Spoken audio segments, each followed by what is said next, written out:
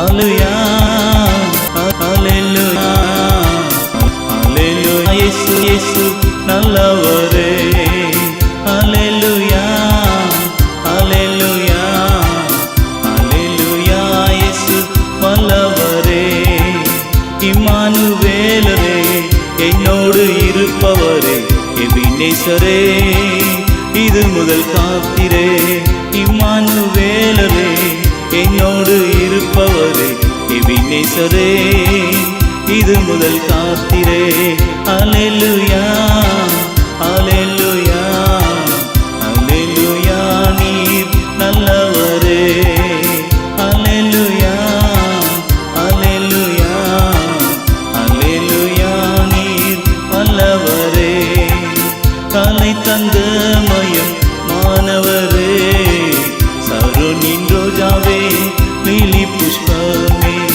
தலை தந்த மயம் மாணவரே சருணின் ரோஜாவே லிலி புஷ்பமே ஹல்லேலூயா ஹல்லேலூயா ஹல்லேலூயா நீ நல்லவரே ஹல்லேலூயா ஹல்லேலூயா ஹல்லேலூயா நீர் வல்லவரே அழகில் சிறந்தவர் அறிவில் உயர்ந்தவர் ஞானத்தின் சிகரமே நன்றி ஐயா அழகில் சிறந்தவர் அறிவில் உயர்ந்தவர் ஞானத்தின் சிகரமே ஹல்லேலூயா ஹல்லேலூயா ஹல்லேலூயா ஹல்லேலூயா நீர் நல்லவரே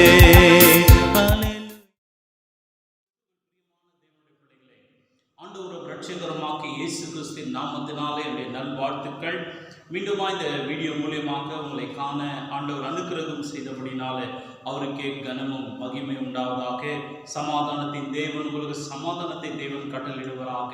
உலகம் முழுவதுமாய் நடமாடுகிற எல்லா கொள்ளைகளுக்கோ எல்லா அந்தகார சக்தியினுடைய கிரியைகளுக்கோ தேவனுடைய பிள்ளைகளாக்கி நம்மை தேவன் விடுவித்து பாதுகாத்துக் கொள்ள தேவன் போதுமானவராய் காணப்படுகிறார். பிரியமானவர்களே, இந்த நாளில் ஒரு சில வேத வசனத்தை நம்ம தியானம் பண்ணுவோம். நம்ம ஜெபத்தோடு கூட விசுவாசத்தோடு கூட இந்த வார்த்தைகளை நம்ம தியானம் செய்வோம். பிரியமானவர்களே, இந்த நாள் தியானத்திற்காக தெரிந்து கொண்டிருக்கிற பகுதி ஆதியாகமத்தின் புத்தகம், அதுல 15ஆம் அதிகாரம் 6வது வசனத்திலிருந்து நம்ம வாசிப்போம். பிரியமானவர்களே, அவன் கர்த்தரை விசுவாசித்தான், அதை அவர் அவனுக்கு நீதியாக எண்ணினான். பின்னும் அவர் அவனை நோக்கி, இந்த தேசத்தை உனக்கு சுதந்திரமாக கொடுக்கும் பொருட்டு உன்னை ஊர் என்கிற கல்தேயருடைய பட்டணத்திலிருந்து அழைத்து வந்த கர்த்தர் நானே என்றார்.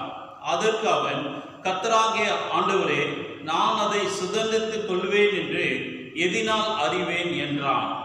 அதற்கு அவர், 3 வயதுள்ள கிடரியையும் 3 வயது வெள்ளாட்டையும் 3 வயது ஆட்டுக்கடாவையும் ஒரு காட்டு புறாவையும் ஒரு புறா குஞ்சையும் என்னிடத்தில் கொண்டு வா என்றார். அவன் அவைகள் எல்லாவற்றையும் அவரிடத்தில் கொண்டு வந்து அவைகளை நடுவாக துண்டித்து துண்டங்களை ஒன்றுக்கொண்டு எதிராக வைத்தான். பட்சிகளை அவன் துண்டிக்கவில்லை. பறவைகள் அந்த உடல்களின் மேல் இறங்கின. அவைகளை ஆபிரகாம் துரத்தினான். சூரியன் அஸ்தமிக்கும் போது ஆபிரகாமுக்கு அயர்ந்த நித்திரை வந்தது. திகிலும் காரிருளும் அவனை சூழ்ந்து கொண்டது. அப்பொழுது அவர் ஆபிரகாமை நோக்கி, உன் சந்ததியார் தங்களுக்கு அல்லாத அந்நிய தேசத்தில் பரதேசிகளாயிருந்து அத்தேசத்தாரை சேவிப்பார்கள் என்றும் அவர்களால் 400 வருஷம் உபத்திரப்படுவார்கள் என்றும் நிச்சயமாய் அறிய கடவாய் என்று சொல்லி நம்ம வாசிக்கிறோம். பிரியமானவர்களே, இந்த நாளில் பார்க்கும்போது 6 முதல் நம்ம 14 வரைக்கும் நம்ம வாசித்தோம். பிரியமானவர்களே, இந்த இடத்துல பார்த்தோம்னா நம்ம ஒரு சில காரியங்களை நம்ம தியானிக்க இருக்கிறோம். ஆபிரகாமுக்கு ஆண்டவர் சொல்றாரு, ஆபிரகாம் கல்தேயருடைய ஊராகிய அந்த ஊர் என்கிற அந்த பட்டணத்தை விட்டு ஆண்டவர் சொன்னபடினால ஆண்டவருக்கு கீழ்ப்படிந்து ஆண்டவர் சொல்லுகிற அந்த தேசத்துக்கு, கானான் தேசத்துக்கு புறப்பட்டு வந்தார்.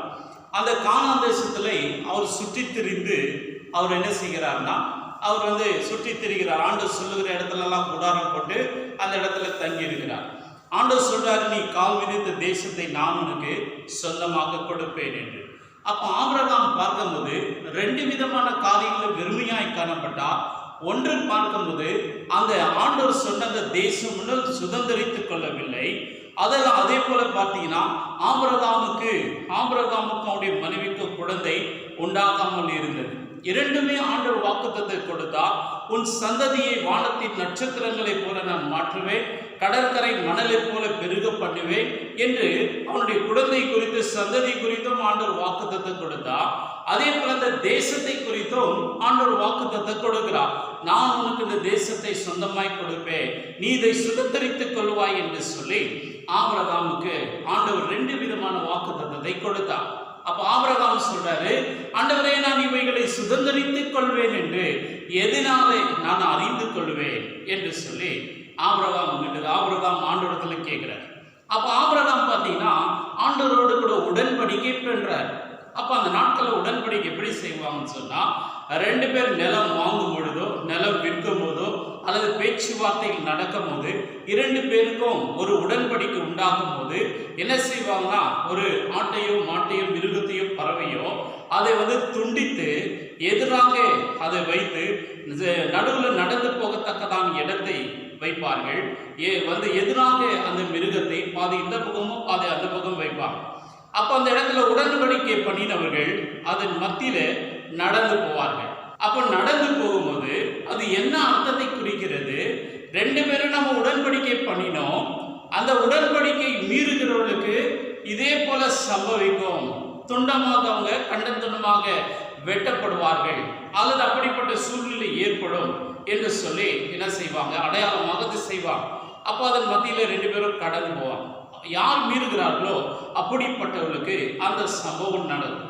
இந்த இடத்துல பார்த்தீங்கன்னா அந்த இடத்துல ஆபிரகாம் என்ன செய்கிறாரு, அதை துண்டித்து இரண்டு பக்கமாக அதை அந்த இடத்துல வைக்கிறார். பிரியமானவர்களே, அப்போ ஆண்டவர் பார்த்தீங்கன்னா பர்டிகுலரா ஒரு சில காரியத்தை மட்டும் நீ கொண்டு வந்து அதை துண்டித்து எனக்கு முன்பதாக வை என்று சொல்லி ஆண்டவர் சொல்லுகிறதை தெல்லும் தெளிவுமாக நம்ம வாசிக்க முடியும். 9வது வசனத்துல இப்படிதான் சொல்லப்பட்டிருக்கிறது. அப்போ ஆபிரகாம் பார்த்தீங்கன்னா 3 வயது கிடாரியை கொண்டு வந்தான், 3 வயது வெள்ளாட்டையும் கொண்டு வந்தான், 3 வயது ஆட்டுக்கடாவையும் கொண்டு வந்தான். இதை மூன்றுமே என்ன செய்தான், அவன் துண்டித்து அங்குமிங்குமாக என்ன செய்தான், எதிராக அதை வைத்தான். ஆனால் பார்க்கும்போது வேத வசனம் சொல்லுகிறது, அதை தொடர்ந்து பார்த்தீங்கன்னா பட்சிகளை அவன் துண்டிக்கவில்லை. எந்த பட்சிகளை துண்டிக்கவில்லை என்று சொன்னா, அந்த இடத்துல ஆண்டவர் சொன்ன ஒரு காட்டு புறாவையும் ஒரு புறா குஞ்சியும் என்னிடத்துல கொண்டு வா என்று சொன்னாரு. அந்த புறாவையும் துண்டிக்கவில்லை, அந்த புறா குஞ்சியையும் அவன் துண்டிக்கவில்லை. பிரியமானவர்களே, அப்போ மிருகங்களை மட்டும் என்ன செய்தான், அவன் துண்டித்தான் என்று சொல்லி நம்ம பார்க்கிறோம். ஆண்டவர் பார்க்கும்போது 5 விதமான காரியங்களை ஆட்டை துண்டிக்க சொல்றாரு. கிடாரியை துண்டிக்க சொல்றாரு, வெள்ளாட்டை துண்டிக்க சொல்றாரு. அந்த இடத்துல பார்த்தீங்கன்னா இப்படிப்பட்ட காரியங்கள் ஆண்டவர் தொடர்ந்து சொல்றாரு. ஆனால் ஆபிரகாம் எல்லாம் பெரிதாய் தோன்றுகிறவைகள் எல்லாம் அவன் துண்டித்து போட்டான்.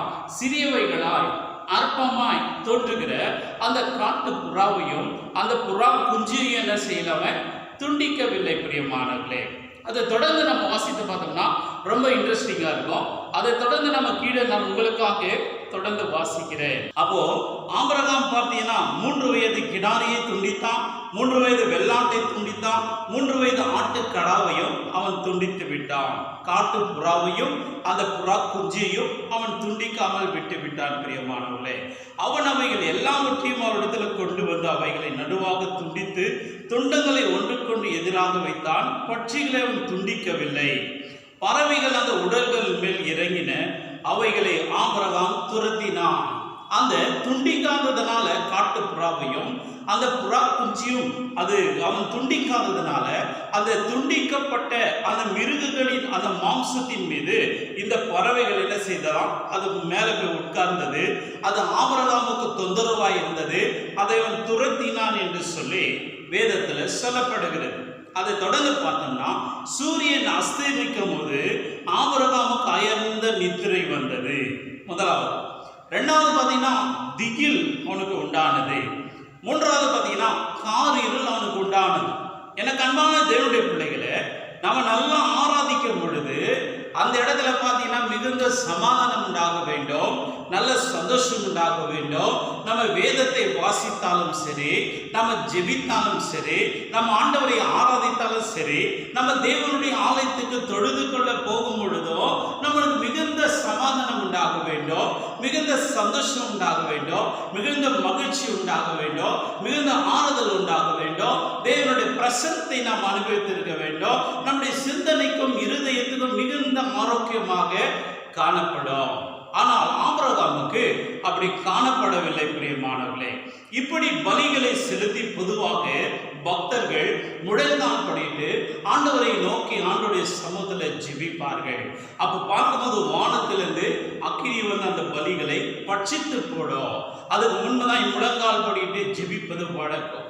ஆனா ஆபிரகாம் ஜெபிக்க கூடாதபடி அந்த இடத்துல அயர்ந்த நித்திரை உண்டானது, ஒரு திகில் பயம் உண்டானது. அவனுக்கு காரில் அப்படியே அவனை என்ன செய்ததான் மேல மூடிக்கொண்டது. 3 விதமான காரியங்கள் அந்த இடத்துல அசம்பாவிதத்தை போல நடக்கக்கூடாத ஒரு காரியங்கள் அந்த இடத்துல நடந்தது. பிரியமானவர்களே, அப்போ நடக்கும் பொழுது பார்த்தீங்கன்னா அந்த இடத்துல ஆண்டவர் சொல்றாரு, இஸ்ரவேல் ஜனங்கள் எகிப்துல என்ன செய்வாங்கன்னா 400 வருஷம் அடிமைகளா இருப்பார்கள்.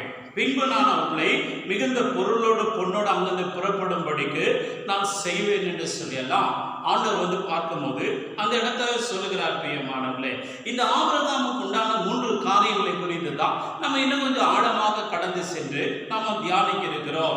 ஆபிரகாமுக்கு ஏன் இப்படிப்பட்ட ஒரு சூழ்நிலை உண்டானது? ஆபிரகாம் நன்றாக ஜெபிக்கிறவர் தான், நன்றாக விசுவாசிக்கிறவர் தான், ஆண்டவருக்கு கீழ்ப்படுகிறவர் தான், எல்லா காரியத்தையும் செம்மையாய் செய்கிறவர் தான். ஆபிரகாமை குறித்து சொல்லப்போன அநேக நல்ல குணாதிசயங்கள் எல்லாம் ஆபிரகாமுடைய வாழ்க்கையில காணப்பட்டது. பிரியமானவர்களே, ஆனா இந்த இடத்துல அந்த தேசத்தை சுதந்திரித்துக் கொள்ளும்படிக்கும், அதே போல பார்த்தீங்கன்னா அவனுடைய சந்ததி சம்பந்தப்பட்டமான காரியங்கள் அவனுக்கு முழு ஆசீர்வாதம் கிடைக்கும்படிக்கும் ஆண்டவர் என்ன செஞ்சாரு? ஆண்டவர் பலிகளை கொண்டு வா, அது ரத்தம் சிந்தப்பட வேண்டும். சாத்தான் முன்பதாக இப்படிப்பட்ட காரியமெல்லாம் திட்டமிட்டு இருக்கிறான். அந்த திட்டமிட்ட காரியங்கள்லாம் நிறைவேறக்கூடாதபடி பலிகள் செலுத்தப்பட வேண்டும் என்பதற்காக ஆண்டவர் என்ன செஞ்சாரு? அழகா தெளிவா சொல்றாரு, இப்படி 5 விதமான அந்த மிருகங்களுடைய பறவைகளை கொண்டு வா, அந்த இடத்துல பலி செலுத்த வேண்டும். அப்போ ஆபிரகாம் என்ன செஞ்சான்? அந்த இடத்துல ஆண்டவருக்கு கீழ்ப்படிந்தான், நல்லதுதான். ஆனா அந்த பறவைகளை அவன் அற்பமாய் நினைத்து விட்டான். பிரியமானவர்களே, அற்பமாய் நினைத்து விட்டான். பெரிதாலாம் பார்த்தீங்கன்னா வெட்டி அவன் துண்டு துண்டமா வெட்டி போட்டான். ஆனா சிறிதான காட்டு புறாவையோ வந்து புறா குச்சியையோ அது சின்ன பறவை தானே அப்படின்னு சொல்லி அதை வந்துட்டு நெக்லெக்ட் பண்ணிட்டான், புறக்கணிச்சுட்டான், நிர்விசாரமா அந்த இடத்துல இருந்து விட்டான். பிரியமானவர்களே, நம்முடைய வாழ்க்கையில கூட சில நேரங்கள் இப்படிப்பட்ட காரியங்கள் தான் நடக்கிறது. ஆண்டவருக்காக பெரிய பெரிய காரியங்களை செய்வோம், மலைகளை பெயர்க்கத்தக்கதான காரியங்களை செய்வோம், மகா பெரிய காரியங்கள் ஆண்டவருக்காக ஓடுவோம், ஆண்டவருக்காக செயல்படுவோம், ஆண்டவருக்காக பிரயாசப்படுவோம், ஆண்டவருக்காக கொடுப்போம், எல்லாமே நம்ம செஞ்சிடுவோம், பெரிய பெரிய காரியங்களாம். ஆனா அற்பமாய் தோன்றுகிற ஒரு சின்ன சின்ன காரியத்தில் ஆண்டவருக்கு நம்ம கீழ்ப்படியாமல் போய் விடுகிறோம். சின்ன சின்ன காரியங்கள் ஆண்டவருக்காக நம்ம விட்டு கொடுப்பது கிடையாது, நம்ம ஒப்புரவாகுவது கிடையாது, ஆண்டவரோடு கூட ஒருமித்து நம்ம செல்வது கிடையாது. அநேக காரியங்களை பார்க்கும்போது அநேக தேவனுடைய பிள்ளைங்க பெரிய பெரிய சாகசங்களை எல்லாம் செய்வாங்க. ஆனா சின்ன சின்ன காரியங்களில ஆண்டவர் சொல்லுகிற வார்த்தை கீழ்ப்படியாம போகிறபடினால அநேக தேவனுடைய பிள்ளைகளுடைய வாழ்க்கையில தேவனுடைய ஆசீர்வாதத்தை இழந்து விடுகிறார்கள், ஆண்டவருடைய காரியத்தை இழந்து விடுகிறார்கள். பிரியமானவர்களே, ஆகினால் ஆபிரகாமுக்கு நடந்த சம்பவத்தை தேவன் எழுதி வைத்திருக்கிறார். பரிசுத்த ஆவியான ஒரு காரியத்தை விடவில்லை, வேதத்துல எல்லாமே தெளிவாக ஆண்டவர் எழுதி வைத்திருக்கிறார். பிரியமானவர்களே, முதலாவது ஜெபிக்க வேண்டிய அந்த ஆபிரகாம் ஜெபிக்க கூடாதபடி அயர்ந்த நித்திரைவர். தூக்கம் எப்போ வரணுமோ, நித்திரை எப்போ வரணுமோ அப்பதான் வரணும். நல்ல வேலை நமக்கு இருக்கும்போது நித்திரை வந்துச்சுன்னா அந்த வேலையெல்லாம் டிஸ்டர்ப் ஆயிடும். தேவனிடத்துல ஜெபித்து தேவனுடைய ஆசீர்வாதங்களை பெற்றுக்கொள்ள வேண்டிய அந்த சூழ்நிலையில அயர்ந்த நித்திரை வந்துச்சு. சில பேர் பார்த்தீங்கன்னா சாப்பிட்டே இருக்கும்போது தூங்கிடுவாங்க, சில பேர் பார்க்கும்போது பேசினே இருக்கும்போது தூங்கிடுவாங்க, சில முக்கியமான கூட்டங்கள் இருக்கும்போது தூங்கிடுவாங்க. சில முக்கியமான நபர்கள் வீட்டுக்கு வரும்போது தூங்கிடுவாங்க. கன நித்திரையின் ஆவி அவங்களை என்ன செய்யும், ரொம்ப டிஸ்டர்ப் பண்ணும், காரியங்களை செய்யாதபடி பயங்கரமா வந்து தூங்கிட்டே இருப்பாங்க. வேதவசனம் சொல்லுகிறது, தூக்கத்தை விரும்பாதே, விரும்பினால் நீ தரித்திரன் ஆவார். கண் விழித்திரு, அப்போது ஆகாரத்தினால நீ திருப்தி ஆவா. தூக்கத்தை நம்ம விரும்பக்கூடாது. நம்ம விரும்பலன்னா கூட சில நேரத்தில் அப்படிப்பட்ட தூக்கம் வருது. வேலை இருக்கும்போது முக்கியமான நேரங்கள் அப்படிப்பட்ட ஒரு காரியம் நடக்குதுன்னா நம்ம அதை குறித்து கொஞ்சம் கவனமா இருக்க வேண்டும். நிர்விசாரமா இருந்து விடக்கூடாது. ஏன் இப்படிப்பட்ட கனநித்திர நாவை நிரம்பி இப்படிப்பட்ட காரியங்கள் நடக்கிறது? வீட்டில் கூட சில பேர் பார்த்தீங்கன்னா பகலெல்லாம் தூங்குவாங்க, நைட்டெல்லாம் தூங்குவாங்க, மாறி தூங்கிக்கிட்டே இருப்பாங்க. வீடு பார்க்க பிரகாசமாக இருக்காது, மகிழ்ச்சியாகவே இருக்காது. அதிகபட்சம்னா 8 மணி நேரம் தூங்கணும். நல்லா பார்த்தீங்கன்னா சிறு பிள்ளைங்கள்லாம் 8 மணி நேரம் தூங்கணும். பெரியவங்கலாம் பார்த்தீங்கன்னா 6 மணி நேரம் தூங்கினா போதும். சில பேர் பார்த்தீங்கன்னா 14 மணி நேரம் தூங்குவாங்க.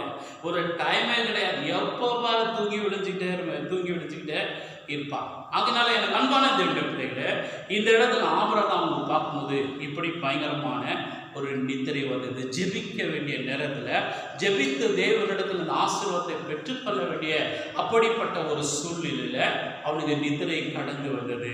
இந்த நாளில் நீ கூட உனக்கு கூட ஆண்டவர் சொல்லலாம், நீ அதிகாலையில் எழுந்து ஜெபம் பண்ணு என்று ஆண்டவர் சொல்வார். அப்போ நீ அதிகாலையில் ஜெபிக்க வேண்டிய நேரத்தில் நீ அயர்ந்த நித்திரை செய்து கொண்டிருந்தானா அந்த இடத்துல தேவனுடைய ஆசீர்வாதத்தை நீ இழந்து விடுவா. அதனால சபைகளில் கூட்டங்கள் நடக்கும்போது அந்த நேரத்தில் ஜெபத்துக்காக ஊழியக்காரர்கள் கூப்பிடும்போது அந்த இடத்துல ஜெபத்துக்கு போகக்கூடாதபடி அரவிட்டை பூட்டி கொண்டு நன்றாக நித்திரை செய்து கொண்டு இருப்பாயானால் அது தேவனுடைய சித்தம் அல்ல. அந்த கன நித்திரின் ஆவி தேவனுடைய ஆசீர்வாதங்களை நீ பெற்றுக்கொள்ளக்கூடாதபடி உனக்கு தடையாய் அது நிற்கிறது. ஆகினால எனக்கு அன்பான தேவனுடைய பிள்ளைகளை, வேதத்தில் பார்த்தீங்கன்னா அநேக உதாரணங்கள் என்ன செய்து சொல்லப்பட்டிருக்கு பிரியமானவர்களே. மத்தேயு எழுதின சுவிசேஷம் 26ஆம் அதிகாரம் 40வது வசனத்தில் நம்ம பார்க்கிறோம் பிரியமானவர்களே. கடைசியில் ஆண்டவராகிய இயேசு கிறிஸ்து பார்த்தீங்கன்னா அவர் சிலுவையில் மரிக்க போகிறார். அந்த இடத்துல பிரதான ஆசாரியருடைய கரத்தில் அவர் ஒப்பு கொடுக்க போகிறார். அந்த இடத்துல பயங்கரமான பாடுகளும் கஷ்டங்களும் ஆண்டவர் அனுபவிக்க இருக்கிறார். அதனால கெத்செமனே தோட்டத்துக்கு ஆண்டவர் சீஷர்களை கொண்டு போய் என்ன செய்யறாரு, அவர் ஜெபம் பண்றார். அவர் கல்லெறிகிற தூரத்தில் போயிட்டு அவர் ஜெபிக்க போகும்போது சொல்றார் சீஷர்களுக்கு, இப்படி நண்பர்களே நீங்க என்ன செய்யுங்க, ஜெபம் பண்ணுங்க, சோதனைக்கு உட்படாதபடிக்கு நீங்க விழுத்திருந்து ஜெபம் பண்ணுங்க அப்படின்ட்டு கல்லெறிகிற தூரத்தில் போய் என்ன செய்யறாரு, அவர் பாரப்பட்டு அவர் ஜெபம் பண்ணிட்டு மிகுந்த துக்கம் உள்ளவராக பாரம் உள்ளவராக அவர் என்ன செய்யறார், ஜெபம் பண்ணிட்டு வர்றார். ஜெபம் வந்து பார்த்தா அந்த இடத்துல நல்லா தூங்கிட்டு இருக்கிறான். அப்ப ஆண்டவர் எல்லாரும் தட்டி எழுப்புறார், எழுந்துங்க ஜெபம் பண்ணுங்க. ஆவி உற்சாகம் உள்ளதுதான், சரீரம் பலவீனம் உள்ளது, ஆனாலும் பார்த்தீங்கன்னா விழுத்திருந்து நீங்க ஜெபம் பண்ணுங்க, சோதனைக்கு உட்படாதபடிக்கு நீங்க விழுத்திருந்து ஜெபம் பண்ணுங்க அப்படின்ட்டு மீண்டுமாய் போய் ஜெபம் பண்றாரு. மறுபடியும் பார்த்தா நல்லா இருந்து நித்திரை, மீண்டுமாய் போய் ஜெபம் பண்றாரு, மீண்டுமாய் பார்த்தா நல்லா நித்திரை பண்றாரு. அப்போ ஆண்டவர் சொல்றாரு, நீங்க நித்திரை பண்ணி இளைப்பாருங்க, மனுஷகுமாரர் இப்படி ஒப்பு கொடுக்கப்பட வேண்டிய நேரம் வந்தது என்று சொல்றார். அப்போ ஆண்டவருடைய வார்த்தைக்கு கீழ்ப்படியாம அந்த இடத்துல அவங்க நல்ல நித்திரை செய்ததுனால ஒருவன் இயேசு யார் என்று தெரியும் என்று அவன் 30 வெள்ளிக்காசுக்காக காட்டி கொடுக்கிறான். ஒருதான் பார்த்தீங்கன்னா இயேசு யாரே எனக்கு தெரியாது என்று சொல்லி மறுதளிக்கிறான். மற்ற சீஷர்கள்லாம் பார்த்தா என்ன செய்யறாங்க, எல்லாரும் செதறி அங்குமிகமாய் ஓடுகிறார்கள். குருவோடு கூட ஒருத்தர் கூட நிற்கவில்லை. ஆனா இயேசுவானுடைய வார்த்தையின் பிரகாரம் கீழ்ப்படிந்து அவர்கள் ஜெபித்திருப்பார்களானால் காரியங்கள் வேற மாதிரி சம்பவித்திருக்கும்.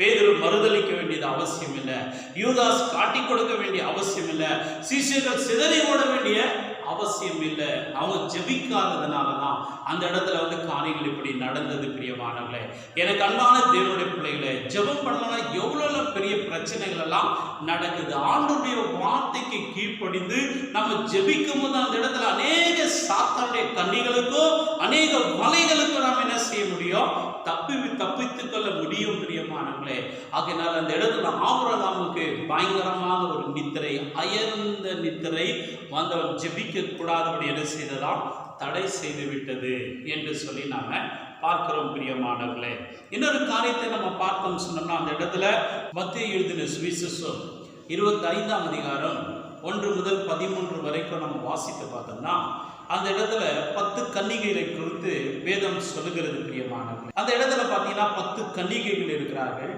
அந்த 10 கன்னிகைகளும் மணவாளனை சந்திக்கும்படி ஆயத்தமாயிருக்கிறார்கள். அப்ப பார்க்கும்போது மணவாளன் வர தாமதமானது. எல்லாரும் என்ன செய்கிறாங்க? மண்டபத்தில் படுத்து தூங்கி விடுகிறார்கள். நடுராத்திரியிலே சத்தம் உண்டாகிறது, மணவாளன் வருகிறார், அவரை எதிர்கொள்ளும்படி ஆயத்தமாகுங்கள் என்று சொன்ன உடனே 10 கன்னிகள் என்ன செய்யறாங்க? துடிச்சு பிடிச்சு எழுது என்ன செய்யறாங்கன்னா அவங்க பார்க்கும்போது விளக்குகளை அவங்க பத்த வைக்கிறாங்க. அப்ப பார்த்தீங்கன்னா அந்த 10 கன்னிகைகளை 5 பேர் புத்தியுள்ளவர்களும் 5 பேர் புத்தி இல்லாதவர்களுமா காணப்பட்டார்கள். 5 கன்னிகைகள் என்ன செய்தாங்கன்னா அவங்க விளக்கையும் வைத்துக் கொண்டிருந்தாங்க. அதுக்குள்ள பார்க்கிறதுக்கு எண்ணெயும் ஆயத்தமா வைத்துக் கொண்டிருந்தார்கள். ஆனா மற்ற புத்தி இல்லாத அந்த 5 கன்னிகைகள் விளக்கை மட்டும் வைத்துக் கொண்டிருந்தார்கள். பார்க்கும்போது எண்ணெய் அவரிடத்துல இல்லை.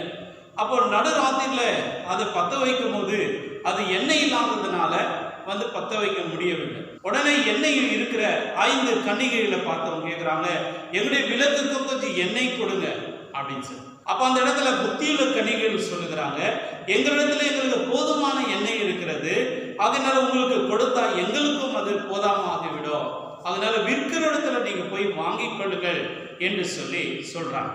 அப்ப விற்கிற இடத்துல வாங்கும்படிக்கு அந்த புத்தியில்லாத 5 கன்னிகைகள் புறப்பட்டு போகிறார்கள். அந்த இடத்துல புறப்பட்டு போகும் பொழுது மணவாளன் வந்து விட்டார். ஆயத்தமாயிருந்த கன்னிகைகள் விளக்கோடு எண்ணெயோடு என்ன செஞ்சாங்க? மணவாளனை சந்திக்க புறப்பட்டு போனார்கள். அவங்க போன உடனே கதவு அடைக்கப்பட்டு விட்டது. புத்தி இல்லாத கன்னிகைகள் ஊரெல்லாம் அலைந்து பிறகு எண்ணெயை வாங்கி கொண்டு வருகிறார்கள். கதவு அடைக்கப்பட்டு விட்டது.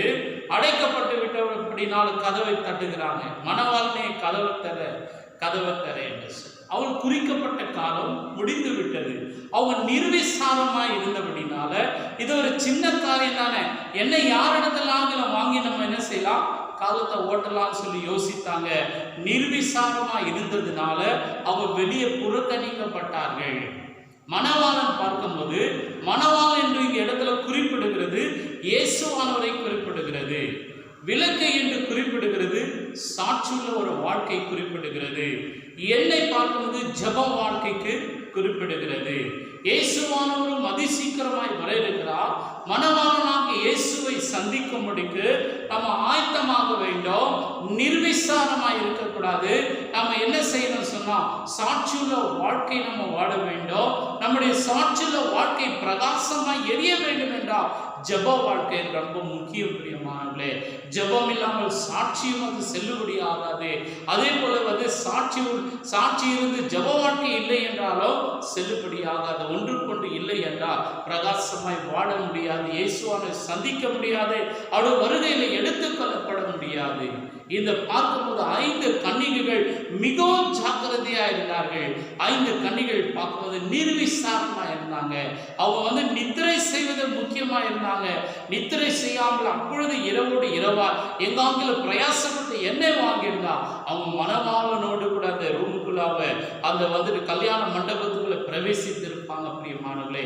இந்த நாள்ல நிர்விசாரமான காரியங்கள்னாலதான் அநேக ஜனங்கள் வாழ்க்கையில பல ஆசீர்வாதங்களை இழந்து விடுகிறார்கள். இது சின்ன காரியம் தானே, அந்த சின்ன காரியம் தானே சொல்லி நிர்விசாரத்தினால் அநேக ஜனங்கள் ஆசீர்வாதத்தை இழந்து விடுகிறார்கள். பெரிய பெரிய ஆசீர்வாதத்தை என்ன செய்யறாங்க? இழந்து விடுகிறாங்க பிரியமானவர்களே. எனக்கு அன்பான தேவனுடைய பிள்ளைகளே, நாம ரொம்ப ஜாக்கிரதையா இருக்கணும். ஆபிரகாம் பெரிய ஒரு தவறு செய்து விடவில்லை. அந்த சின்ன ஒரு பறவைகளை காட்டு புறாவையும் புறா குஞ்சியும் அவர் துண்டிக்க மறந்து விட்டார். அவர் அதை நிர்விசாரமாக விட்டு விட்டார். ஆகினால பார்த்தீங்கன்னா அவருக்கு இப்படிப்பட்ட பயங்கரமான நித்திரை அந்த நேரத்தில் வாழ்ந்தது பிரியமானவர்களே. இப்படி தூக்கம் பார்க்கும்போது கந்தைகளை உடுத்துவிக்கணும். சில நேரத்தில் தூங்கிட்டேன்னா அவங்களால ஒன்றுமே சாதிக்க முடியாது. அவங்களுடைய வஸ்திரம் எல்லாம் கூட கிழிந்திருக்கும். அவங்க நினைத்ததை அதை நிறைவேற்ற முடியாது, நினைக்கிறதை சாதிக்கவே முடியாது. 5 மணி நேரம் 6 மணி நேரம் தூங்கினா போதும், தூக்கத்தை விரும்பக்கூடாது. சில பேருக்கு பார்த்தீங்கன்னா பை ஃபோர்ஸாக நித்திரை வருகிறது என்று சொன்னால் அது கன நித்திரையின் ஆவியா இருக்கும். சில பேர் சில நேரத்தில் பார்க்கும்போது என்ன செய்வோம், வசனத்தை கேட்கும் போது நித்திரை செய்வாங்க, நல்ல முக்கியமான விஷயங்களை பேசும்போது நித்திரை செய்வாங்க. சாத்தான் அப்படிப்பட்ட கன நித்திரையின் ஆவியை கொடுத்து சத்தியத்தை கேட்கக்கூடாதபடிக்கு, இப்படி கர்த்தரை ஆராதிக்க கூடாதபடிக்கு அவங்களுக்கு கன நித்திரை ஆவியை கொடுத்து விடுவான். எனக்கு அன்பான தேவனுடைய பிள்ளைகளே, நீங்க மிகவும் ஜாக்கிரதையா இருந்து, நாம மிகவும் ஜாக்கிரதையா இருந்து ஒரு சின்ன சின்ன காரியத்தை கூட நம்ம நிர்விசாரமாக இருந்து விடவே கூடாது பிரியமானவர்களே. ஆகையினால பார்க்கும்போது வேதத்துல வந்துட்டு அழகான மத்திய எழுதின சுவிசேஷம் அந்த இடத்துல 13ஆம் அதிகாரத்துல இயேசுவானவர் அழகாய் சொல்றார் பிரியமானவர். வயல்ல பார்க்கும்போது மனுஷர்கள் நித்திரை செய்யும்போது சத்ரு வந்து என்ன செஞ்சாங்க, நல்ல அவங்க வயல்ல களைகளை விதைச்சிட்டு போயிடும். விளைச்சிட்டு போன உடனே அது வளர்ந்த பிறகு ரெண்டுமே பயிரை போல தெரியுது. நல்லா வளர்ந்த பிறகு அடையாளம் தெரியுது. அநேக களைகளை சத்துரு விதைத்து விட்டு போய்விட்டான். இன்னைக்கு அநேக தேவனுடைய பிள்ளைகள் நித்திரை செய்கிறது சாத்தானுக்கு ரொம்ப பிரியம். அவங்க குடும்பத்துல களைகளை விதைத்து விடுகிறான். அவனுடைய வியாபார ஸ்தலங்களிலே களைகளை விதைத்து விடுகிறான். சபைகளிலே களைகளை விதைத்து விடுகிறான். ஏனென்று சொன்னால் ஜெப வாழ்க்கை இல்லை, நிர்விசாரமா ஜெப வாழ்க்கையில நிர்விசாரமா இருக்கிறபடினால அநேக குடும்பங்கள்ல கலை விதைக்கப்படுகிறது. குடும்பத்துல 5 பிள்ளைகள் இருந்தா ஒரு பிள்ளை கலையால் மாறிடுறான். அவன் மூலியமா குடும்பத்துல சந்தோஷம் இல்லை, சமாதானம் இல்லை, மகிழ்ச்சி இல்லை, ஆசீர்வாதம் இல்லை. அவன் கலையாய் மாறி எல்லாரையும் தொந்தரவு பண்ணிக்கிட்டே இருக்கும். அதே போலதான் வியாபாரத்திலும் பிசினஸ் செய்கிற ஸ்தலத்திலும் யாராலும் வந்து கலையாய் மாறிடுவான். சபையில அப்படிதான் ஜெப வாழ்க்கை குறையும் போது இப்படி யாராவது ஒருத்தர் கலையை போல மாறிடுவான். கலையை போல மாறி நல்ல பயிர்கள் எல்லாம் என்ன செய்யணும்னா அது வந்து அரைச்சு போடுவோம். நல்ல விசுவாசிகள் எல்லாம் கெடுத்து போடுறாங்க. குடும்பத்தில் கூட நல்ல குடும்பத்தை கெடுத்து போடுறாங்க. ஏன் சொன்னா குடும்பம் தூங்கும் பொழுது நீ வந்து கனநித்திர ஆவியை பெற்று நல்லா தூங்கும் பொழுது உன்னுடைய குடும்பத்துல கலை விதைக்கப்படும், உன்னுடைய வியாபார ஸ்தலங்கள்ல கலை விதைக்கப்படும், சபை தூங்கும் போது சபையில கலை விதைக்கப்படும். சமாதானம் இருக்காது, விருத்தி அடைய முடியாது, எதையுமே சாதிக்க முடியாது பிரியமானவர்களே. இப்படி பார்க்கும்போது சின்ன சின்ன காரியங்களும் நிர்விசாரமா இருக்கிறபடினால்தான் இப்படி சாத்தான் பார்க்கும்போது கனநித்திரன் ஆவி என்ன செய்கிறான், கொண்டு வந்த கனநித்திரன் ஆவி ஒரு போர்வையை போல போர்த்தி விடுகிறான். இன்னைக்கு அநேக குடும்பங்கள் தரித்திரத்துல காணப்படுகிறாங்க. அநேக குடும்பங்கள் பார்க்கும்போது கஷ்டத்துல காணப்படுகிறாங்க. வேதனை, வியாதிகள், போராட்டங்கள் காணப்படுகிறது பிரியமான. அப்படி இருக்கும் பொழுது நம்ம எச்சரிக்கையா அந்த ஆண்டவர்கிட்ட வந்து மன்றாடி மன்னிப்பு கேட்டு உபவாசம் இருந்து ஜெபம் இப்படிப்பட்ட காரியங்கள் ஆண்டவரே எங்களுக்கு விடுதலை தாங்க, நாங்கள் நிர்விசாரமா இருந்து விட்டோம், அதனால் இப்படிப்பட்ட கஷ்டப்படுகிறோம் ஆண்டவரே, எங்களுக்கு விடுதலை தாரும் என்று சொல்லும் பொழுது நிச்சயமாக ஆண்டவராக இயேசு கிறிஸ்து விடுதலை தருவார். ஏனென்று சொன்னால் எல்லாருடைய சாபங்களையும் அவர் சிலுவையிலே சுமந்து தீர்த்தார் என்று வேதம் சொல்லுகிறது. அவருடைய தழும்புகளால் நாம் சுகமானோம் என்று ஏசாயா தீர்க்கதரிசி சொல்லுகிறார் பிரியமானவர்களே. அதனால எனக்கு அன்பான தேவனுடைய பிள்ளைகளே, நம்ம யோசித்து பார்ப்போம். நம்முடைய நித்திரையினுடைய நேரம் எவ்வளவு இருக்கு, நித்திரையை நம்ம எப்படி விரும்புகிறோம், நம்முடைய குடும்பம் எப்படி போய்கொண்டிருக்கிறது, நம்முடைய எல்லா ஆவிக்குரிய வாழ்க்கை எப்படி நடக்கிறது, நம்முடைய பிசினஸ் எப்படி நடக்கிறது, நம்முடைய சபை எப்படி நடக்கிறது, நம்முடைய எதிர்காலம் என்ன என்று யோசித்து நாம் திட்டமிட்டு செயல்பட வேண்டும். சாத்தான் நிதானமாய் காரியங்களை செய்து எல்லாவற்றையும் முடித்து விடுவான் பிரியமானவர்களே. இரண்டாவது நம்ம பார்க்கிறோம், ஆபிரகாமுக்கு திகில் உண்டானது என்று சொல்லி வேதத்தில் நம்ம வாசிக்கிறோம் பிரியமானவர்களே. அதனால திகில், பயம் உண்டானது. எப்பவுமே நம்ம ஆராதிக்கும் போதோ ஆண்டவருடைய சமூகத்தில் இருக்கும் போதோ திகில் உண்டாகாது, சமாதானம் உண்டாகும், சந்தோஷம் உண்டாகும். ஆனால் அந்த இடத்துல ஆபிரகாமுக்கு மாறாக திகில் உண்டானது என்று சொல்லி அந்த இடத்துல நாம் பார்க்கிறோம் பிரியமானவர்களே. சிறு பிள்ளைங்க கூட ஏதாவது நம்ம பார்க்கும் பொழுது ஏதாவது தவறு செய்தால் மட்டும்தான் பயப்படுவாங்க, நடுங்குவாங்க, திகில் உண்டாகும்.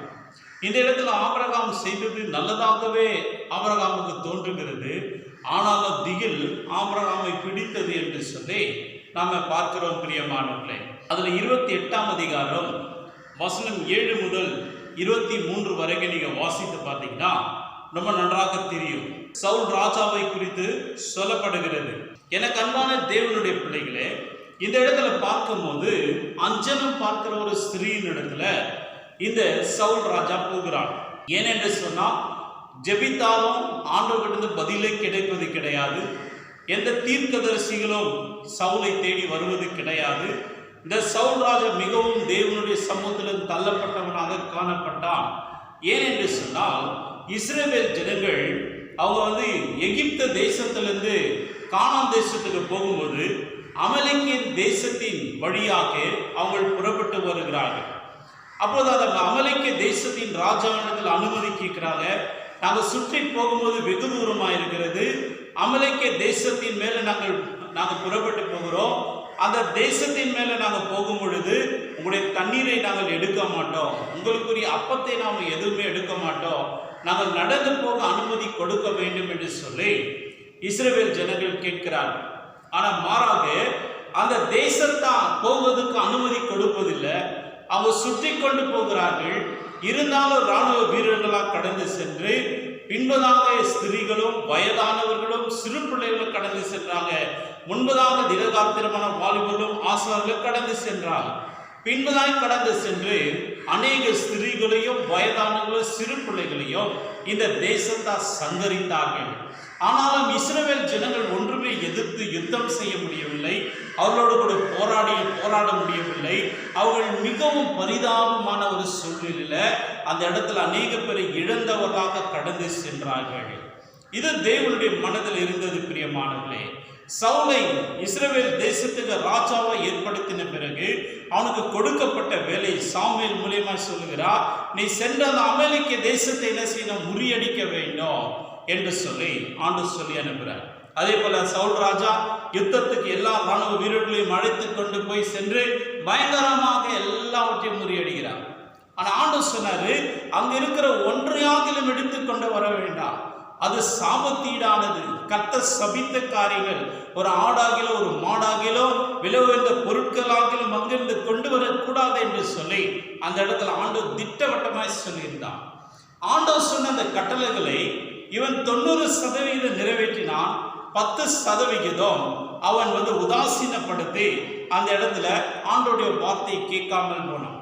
நல்ல ஆடுகளும் மாடுகளும் கொடுமையா இருக்கிறதை கண்டு அது தனக்காக அவைகளை கொண்டு வந்து அவன் அரண்மனையில் அடைத்து வைத்திருந்தான். சாமுவேல் கேட்கிறார், ஆண்டவர் சொன்ன எல்லா வேலையும் செய்து முடித்தாயா?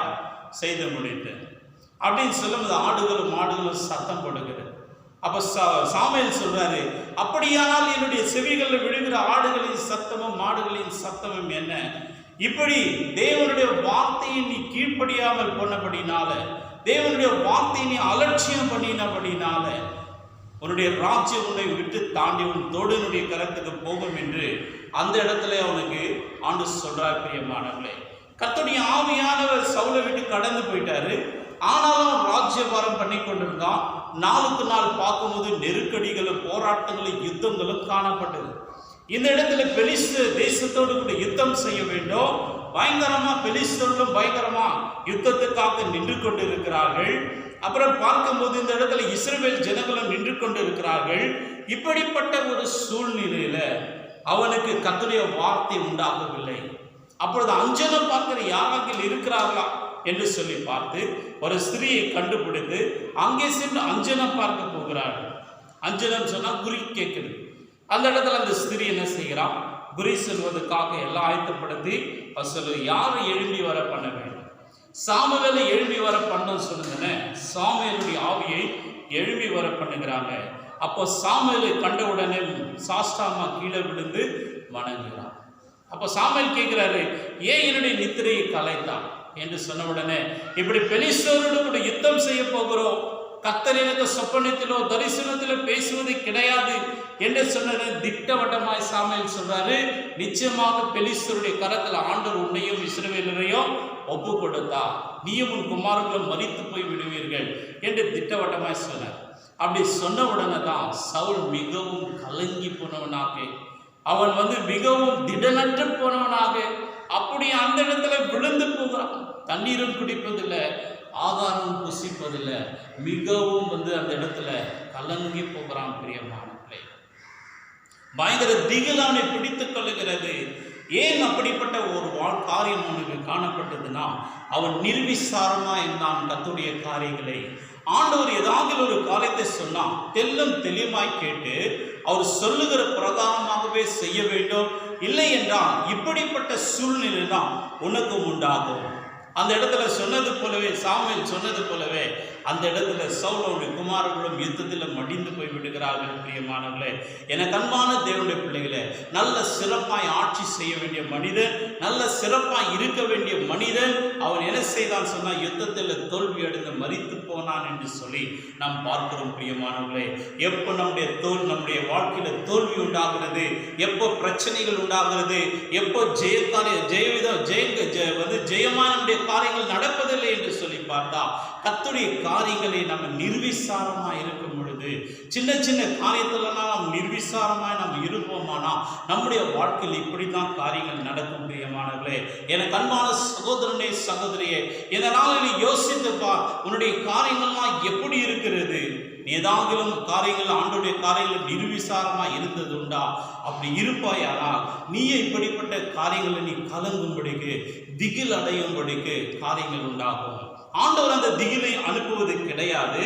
எப்ப நீ தேவனுக்கு கீழ்ப்படியாமல் போய்விடுகிறாயோ சாத்தானுக்கு அனுமதி கிடைத்து விடுகிறது.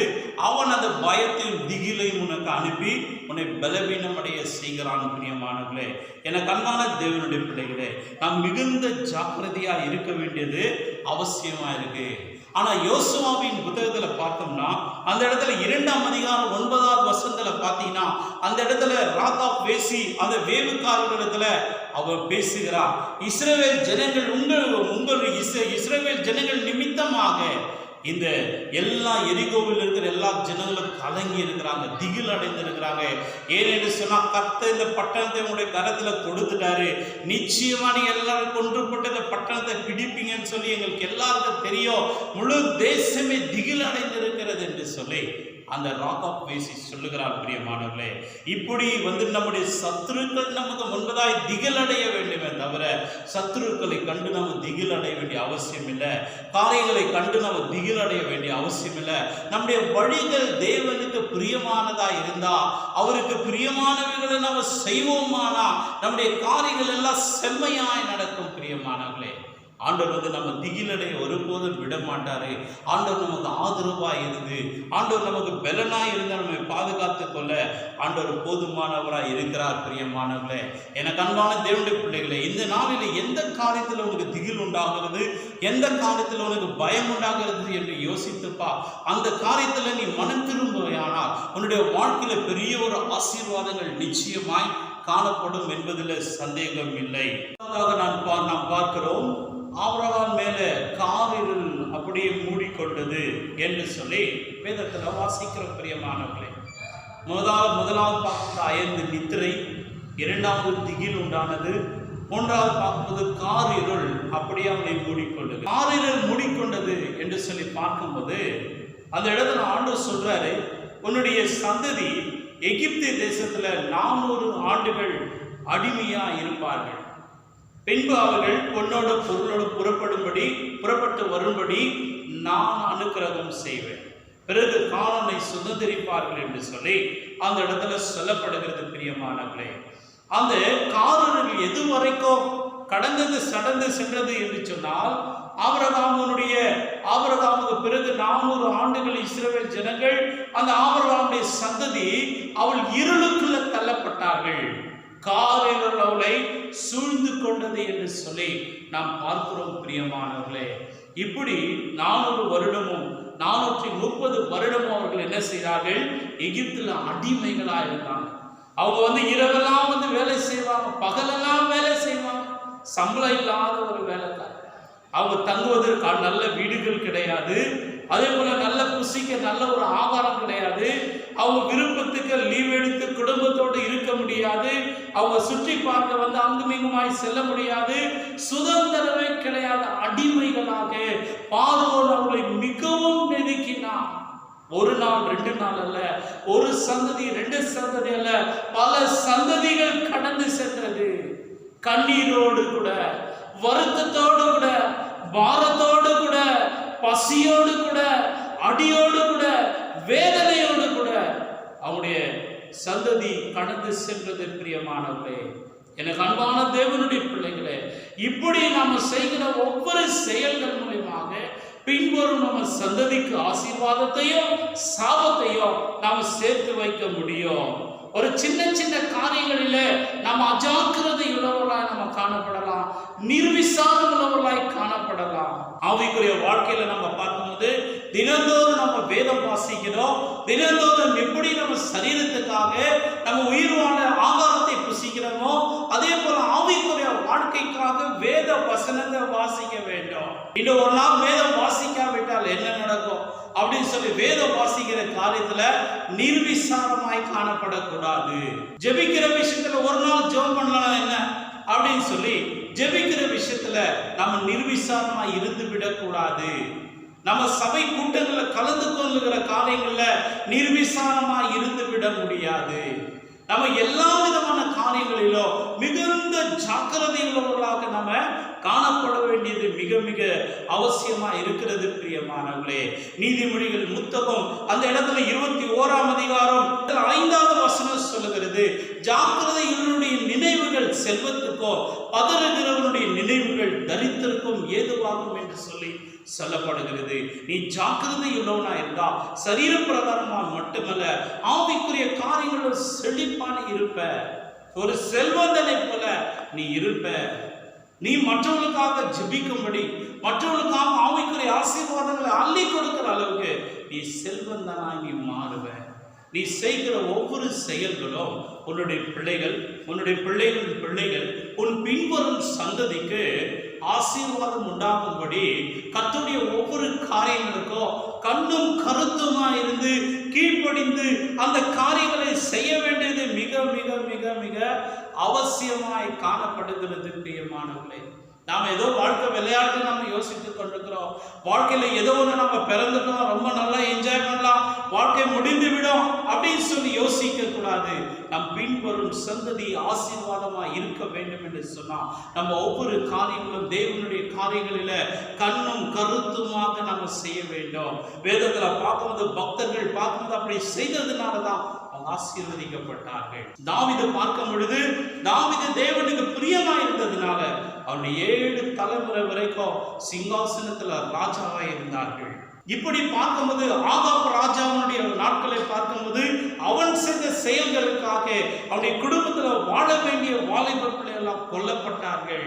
அவங்களுடைய குடும்பம் ஒருத்தர் கூட உயிரோடு கூட இல்லாதபடிக்கு அவங்களெல்லாம் நிர்மூலமாக்கும்படி தேவன் நியாய தீர்ப்பை அனுப்பினார். பிரியமானவர்களே, இப்படி தேவனுடைய பிள்ளைகளாக நம்ம ஏன் கஷ்டப்பட்டோம்? சாத்தான் வைத்திருக்கிற வலைகளிலும் கண்ணிகளிலும் ஏன் சிக்கிக் கொள்ள வேண்டும்? கர்த்தர் நம்மோடு கூட பேசுகிற காரியங்களை கண்ணும் கருத்துமாய் கேட்டு அவைகளுக்கு கீழ்ப்படிந்து அப்படிப்பட்ட காரியங்களை நம்ம ஜாக்கிரதையுள்ளவர்களாக இருக்கிறோம். ஆமா பிரியமானவர்களே, அப்படி இருக்கும் பொழுதுதான் தேவனுடைய ஆசீர்வாதங்கள் நமக்கு என்ன செய்யும்? உண்டாகும். பிரியமானவர்களே, நீதிமொழிகள் புத்தகம் 1ஆம் அதிகாரம் 32வது வசனத்தில் சொல்லப்பட்டிருக்கிறது, மூடரின் நிர்விசாரம் அவர்களை கொல்லும் என்று சொல்லி சொல்லப்படுகிறது. நிர்விசாரமானது வாழ்க்கையில ரொம்ப ஆபத்தானது. பிரியமானவர்களே, எனக்கு அன்பான தேவனுடைய பிள்ளைகளே, இப்பொழுது எங்க பார்த்தாலும் எல்லா ஊழியக்காரர்களும் பிரசங்கித்துக் கொண்டிருக்கிறாங்க, இயேசுவான சீக்கிரமாய் வரப்போகிறா, இயேசுவான சீக்கிரமாய் வரப்போகிறா, என் மகனை நீ மனம் திரும்புன்னு சொல்லி நம்ம எங்க வந்து பார்த்தாலும் பார்த்தீங்கன்னா இதை குறித்து செய்தி நம்ம கேள்விப்படுவோம். இயேசு வருகிறார் என்று சொல்லி சத்தங்களை கேட்டோம், நம்ம இன்னும் நிர்விசாரமாயிருந்து நம்முடைய பாவங்களிலே நாம் குடிக்கொண்டிருப்போமானால் அவர் திடீர் என்று சொல்லி வருவார். இதோ திருடனை போல வருவேன் என்று சொல்லி ஆண்டவர் சொல்லி இருக்கிறார். இன்று நாளை மறுநாளோ என்றைக்கு வருவார் சொல்லி தெரிய முடியாது. பிரியமானவர்களே, இந்த நாளில் உங்களுடைய வாழ்க்கையை அலசி ஆராய்ந்து பார்த்து உங்களுடைய எதிர்காலம் ஆசீர்வாதமாக இருக்க வேண்டும், உன்னுடைய பிள்ளைகள் ஆசீர்வாதமாக இருக்க வேண்டும், உன்னுடைய பிள்ளைகளின் பிள்ளைகள் ஆசீர்வாதமாக இருக்க வேண்டும், உன் பின்வரும் சந்ததி ஆசீர்வாதமாக இருக்க வேண்டும் என்று சொல்லி நீ நினைவு கூர்ந்து அதுக்கேற்ற பிரகாரமான ஒரு வாழ்க்கை வாழணும். ஆண்டவராக இயேசு கிறிஸ்து பார்த்தீங்கன்னா ஏறக்குறைய 2020 ஆண்டுகள் முன்பதாக அந்த பூமியில வந்து அவர் நம்மை போலவே வாழ்ந்து கொண்டிருந்தார். அவர் 100% மனிதனாகவும் 100% தெய்வமாகவும் அவர் வாழ்ந்து கொண்டிருந்தார். அவர் வாழ்ந்து கொண்டிருந்து பிதாவான சொன்ன ஒரு காரியங்களை கூட தவற விடாம பிதாவுடைய சித்தத்துக்கு தன்னை முற்றிலுமாய் ஒப்பு கொடுத்து அவருடைய சித்தத்தின் பிரகாரமாகவே இந்த பூமியில அவர் வாழ்ந்து அவர் கடந்து சென்றிருக்கிறார். அவர் நமக்கு முன்பதாய் கடந்து சென்றிருக்கிறார். நாம் அவருடைய அடிசுவடுகளை பின்பற்ற வேண்டும்.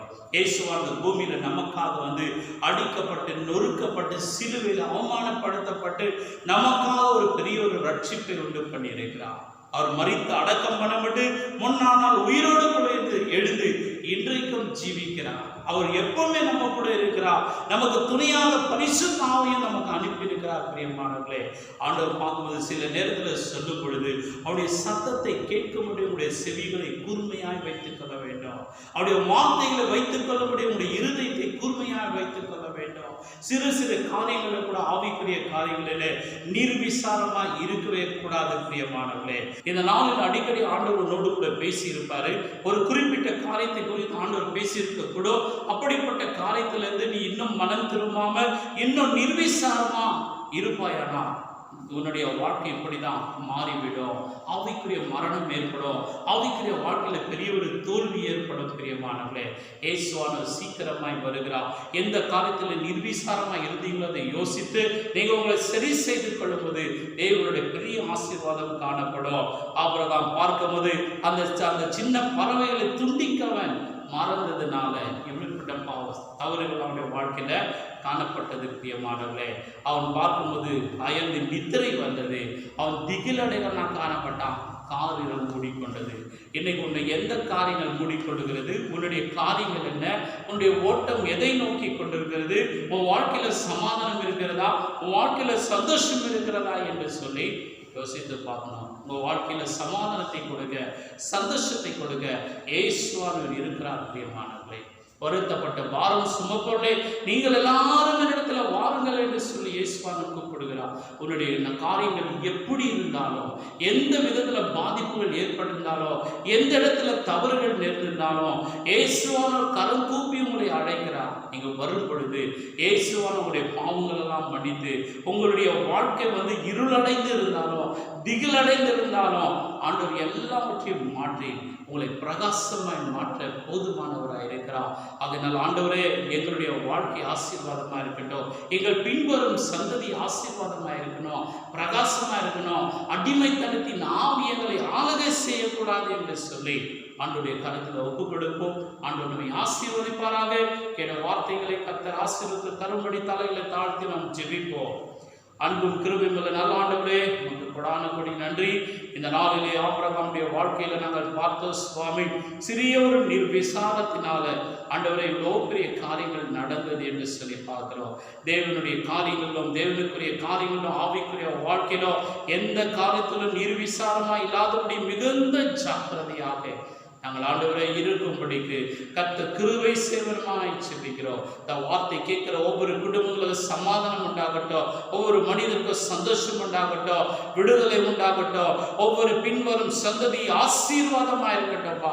எந்த குடும்பத்தையும் கர்த்தா காரியங்கள் மூடிக்கொள்ளாதபடிக்கு சாத்தான் விரிக்கிற வலைகளுக்கோ கனிகளுக்கோ ஆண்டவரே ஜனங்கள் தப்பித்துக் கொள்ளும்படிக்கு ஆண்டவரே இந்த வார்த்தைகளை நீர் அனுப்பி கொடுத்ததுக்காக நன்றி சொல்லுகிறோம். ஒவ்வொரு நீர் ஆசீர்வதியும். இயேசுவின் நாமத்தில் செபிக்கிறோம் எங்கள் ஜீவனுள்ள நல்ல பிதாவே, ஆமென். என் ஆத்மாவே கர்த்தரை ஸ்தோத்திரி, என் முழுவதுமே அவர் பரிசுத்த நாமத்தை ஸ்தோத்திரி. என் ஆத்மாவே கர்த்தரை ஸ்தோத்திரி, கர்த்தர் செய்த சகல உபகாரங்களையும் மறவாதே. ஆமென். கர்த்தராகிய இயேசுவின் கிருபையும் பிதாவாகிய தேவனுடைய அன்பும் பரிசுத்த ஆவியானுடைய ஐக்கியமும் சமாதானமும் வழி நடத்துதலும் சந்தோஷமும் இன்றும் என்ற சதா காலங்களிலும் நம் அனைவரோடு கூட உலகம் முழுதுமா இருக்கிற எல்லா பரிசுத்தவான்களோடு என்றும் எப்பவுமே தங்கி இருப்பதாக. ஆமென், ஆமென். அல்லேலூயா, அல்லேலூயா, அல்லேலூயா. கர்த்தர் உங்களை ஆசீர்வதிப்பாராக. May God bless you all.